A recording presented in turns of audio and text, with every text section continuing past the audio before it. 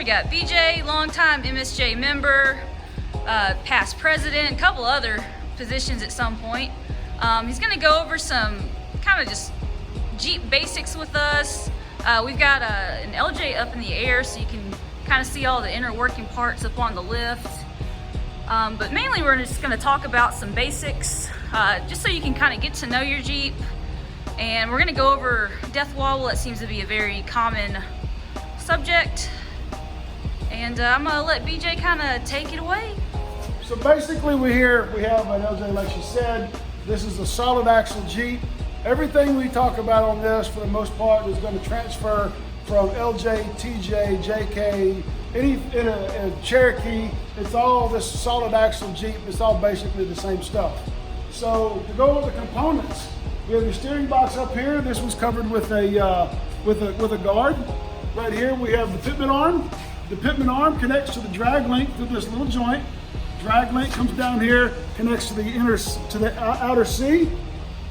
Then it comes over here, and right here is connected to your tie rod, which connects the driver's side wheel together. All this stuff moving together is what turns your wheels. This here is your track bar. It connects to the axle here and goes up right here and connects to the frame. This keeps the axle centered underneath the Jeep. If any one of these components has slack, that's what's going to cause your death wobble. People on the internet talking about what causes death wobble, you can't figure it out until you get under the Jeep and actually look at it. The best way, the quickest way to find death wobble, grab your wife, grab your boyfriend, grab somebody else, put them in the steering wheel, grab the wheel, have them go from like 11 o'clock to 2 o'clock in a rhythmic pattern while the Jeep's on the ground, and then start touching and looking at all these joints, trying to figure out which one's got the slack in it. You'll see the slack or you'll feel it bumping back and forth. Wherever your slack is, that's what's causing your death wobble. So skip all that stuff. I'm not typing all that. So just come look for it. TJs, for example, they're really bad about this bracket, which is really thin metal, getting rollered out, and the hole will get elongated, and then you will have some slack in here, and this will be clicking back and forth. That'll cause you some bad death wobble. If that happens, the only cure is to cut this out and weld in a new one. Don't try to do anything else. This one has got an upgraded diff cover. Upgraded diff covers are great. Remember that on an upgraded diff cover, it's going to hold a little bit more oil, so you can get a little bit of oil spewing out of the vent if you change one out. So don't kind of freak out about that. So we're looking really good on this Jeep. We've checked this off for death wobble. Also, if you want to try to check your ball joints, get it up in the air. You look at this little gap right here. This is where your ball joint connects to your inner and outer C. Down here on the bottom, you're going to put a pry bar between the lower C and this axle shaft right here, and you're going to pry up.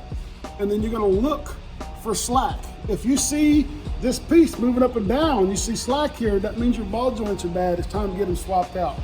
It can be a tedious process. We'll talk about JKs for a minute. A lot of people out there have a JK. They want to get it lifted. You want to lift your JK, that's great. They will say, I want a big lift. You don't need a big lift. With any JK, 2.5 inches of lift, you can run 35-inch tires all day long, no problems. If you do want more lift on a JK, you want 3.5 inches of lift, make sure you remember that at 3.5 inches of lift, eventually you're going to be coming back to me or somebody else to buy a drive shaft, because your front drive shaft is going to kick the bucket on you.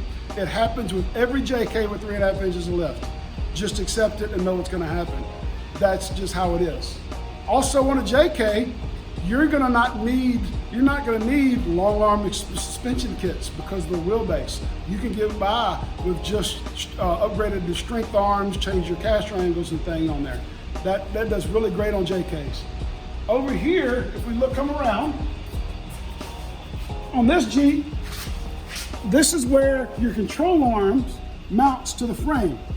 On a JK, if you got a couple of 2 inches, 3 inches of lift, you can buy a bracket that moves this mount down, that changes the angle so that your Jeep will actually ride better on your lift. That's something we really recommend. Notice this Jeep has an upgraded front drive shaft. This model is a Tom Woods. That's where basically an upgraded drive shaft is what you're going to do on your JK as well. Coming back, this is a skid plate. All Jeeps are going to have a skid plate under the transfer case. And then you come back to your rear drive shaft, rear differential.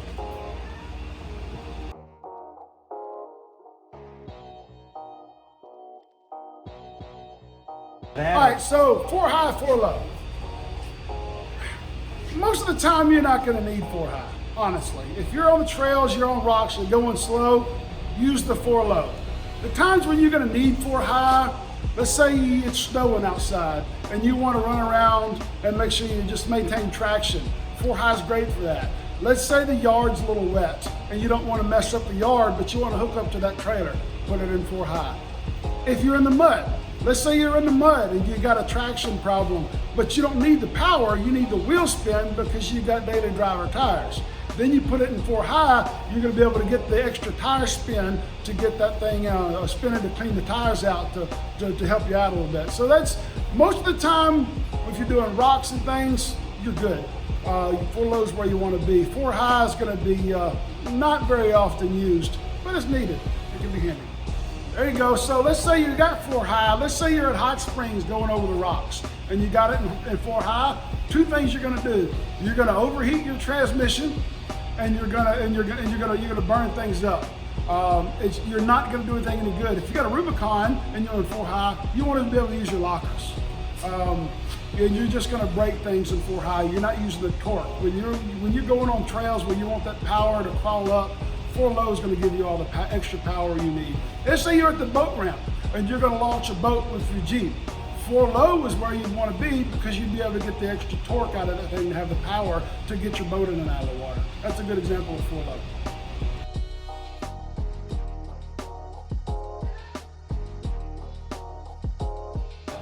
Sway bars. Why are you going to disconnect your sway bar when you're on the trail? You're going to get movement. So if we come over here to this Jeep, this is what your sway bar is, and this is your sway bar connection. This has got sway bar disconnects.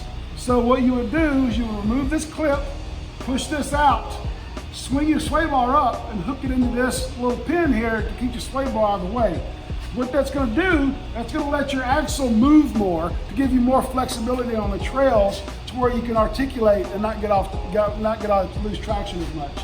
That's going to help a whole lot when you're on the trails. If you've got a newer Jeep, stock tires, and you don't have sway bar disconnects, don't have a fit, you'll be fine. But when you start getting lifts and bigger tires, this is going to help you out a lot. And it's about $60, $65 for a set of rough country sway bar links. Those are not rough country, but you can get some for no big deal. So on Rubicons, can you explain how it works with the Rubicon versus, say, this Jeep? Exactly. With a Rubicon, you've got a solid connection here, and you've got a device here in the middle that when you go into 4 low, it unlocks the sway bar for you, and it'll show it on the dash of your Jeep. That way you can unlock. Now you have conversion kits that can do that on TJ's, JK's. They have things that replace this factory sway bar, which you can click with a switch or a tool to unlock your sway bar and not have to get out of the Jeep or not have to go through a lot of tools and hammers. That is an option if that's where you want to go.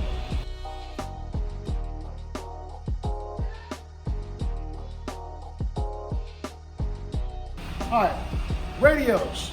Everybody wants to know about how to communicate on the trail.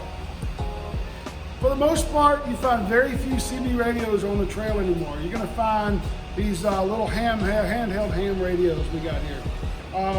These radios, if you get them from me, are going to come pre-programmed. If you get them off Amazon or something, they're not going to be programmed. You're just going to have the radio. I'm going to get them from me. They're going to come programmed, ready to go.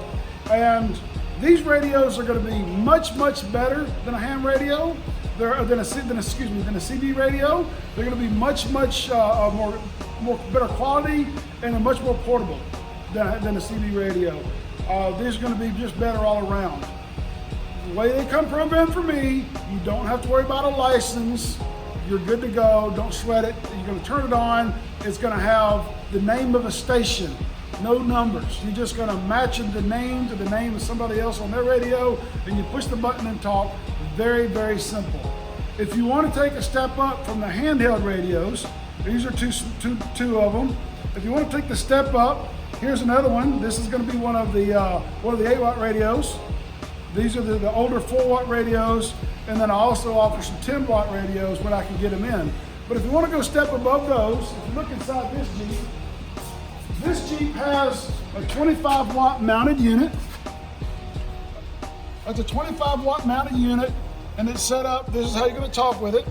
And over here on the front of the Jeep, he is running a magnet mount antenna. With running this magnet mount antenna, when he gets ready to go on the trail, he puts that out on his Jeep and he can communicate.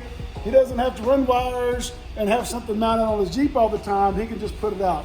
That's what I would recommend. Magnet mount antenna, when you don't need it, you just put it away. These other little small ones, they'll fit in the glove box.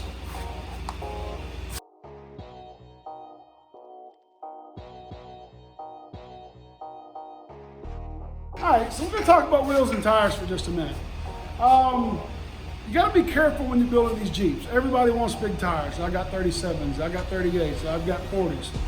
Just remember, when you build your tires, or you build your Jeep, don't overbuild your drive line. If you've got a Dana 30 in the front, remember that around a 35-inch tire, you're just kind of getting to the point where you might overstress that a little bit. So you want to make sure you beef things up or look for a bigger axle depending on how big of tires you go. Know that if you're running 40-inch tires on a Dana 30 front axle and a non-Rubicon Dana 44 rear, there's a real good chance that you're going to really twist some parts up inside the axle and you could damage the gears and stuff too. So they could put you out of a ride, put you out of a way to work. So just kind of think about those things when you're buying these big fancy tires. They're not just expensive, they're tearing up transfer cases and rear differentials and everything else too.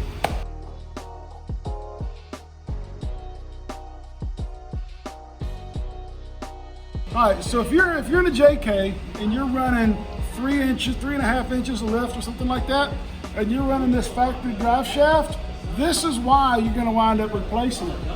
This boot up here, where this connects to the transfer case, there's a rubber boot in there, and at that extreme angle of the 3.5 inches lift, it tears this boot over time, and you're gonna fling all the grease out and destroy that joint, and you're not even gonna know it. And that's gonna destroy this drive shaft in two-wheel drive. And then the best option is to just upgrade this drive shaft. So just if you're gonna do a 3.5 inch lift on your JK, make sure you kind of budget around $400 or $500 to get a new drive shaft kit from anybody that sells the kits. There's Adams has one, and the Rough Country has one, and Tom Woods has one. It's a bolt-in thing. It's going to replace both yokes and give you a good drive shaft. So we're thankful for Tipton for hosting this little video series. Hopefully we can do some more. BJ is one of the most knowledgeable people that I know when it comes to Jeeps. He has intimate knowledge of my Jeep up until the transmission, so he knows his stuff. So thanks to him and Tipton for doing this video for us. Maybe hope you learned something, and hopefully this spurs on some more questions so we can talk about just more parts of your Jeep. Whoops, there we go. And just kind of learning more about off-roading and 4x4 in general. So we'll see you guys for the next one.